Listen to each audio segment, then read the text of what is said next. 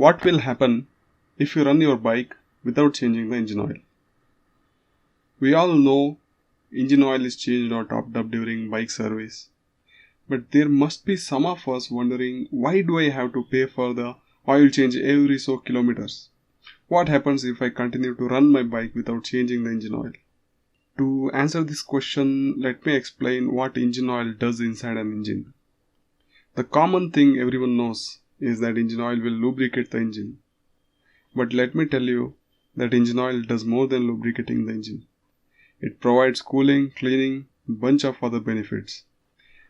Now let's assume that the engine oil is not changed for about 10,000 kilometers and the person continues to run the motorcycle without changing the engine oil.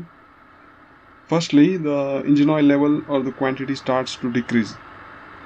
Then the engine oil becomes thinner and will not be able to reduce the friction inside the engine effectively. Then the oil starts to form sludge, creating obstruction to the free flow of engine oil. Since quantity is less, the engine oil will heat up faster and also the engine. All this happens due to several reactions to the oil, such as oxidation, thermal degradation, and compressive heating. Even though these reactions occur during normal usage, due to the act of not replacing the engine oil, will speed up the degradation of the oil. The engine oil breaks down, creating tar, sludge, etc. If you go back to chemistry teachings, you will probably remember that a large portion of oil is carbon.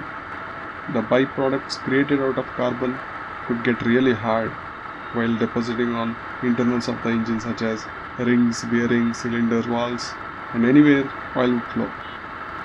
This would create more friction due to the hardness of the carbon deposits coming in contact with other parts. Now, instead of lubricating, cooling and cleaning, the engine oil left inside the engine will be doing exactly the opposite of its original purpose. It will lead to a situation where there is no oil left and only carbon deposits left inside the engine. This will increase the wear at an alarming rate until something gives up. The first thing to give up will be piston rod. The piston can be pushed down the bore and will not return back, or the rod itself can break due to the friction on the bearing at the rod journal of the crankshaft. So at this point, there is no solution left other than replacing the engine itself. Now, you know the importance of the engine oil.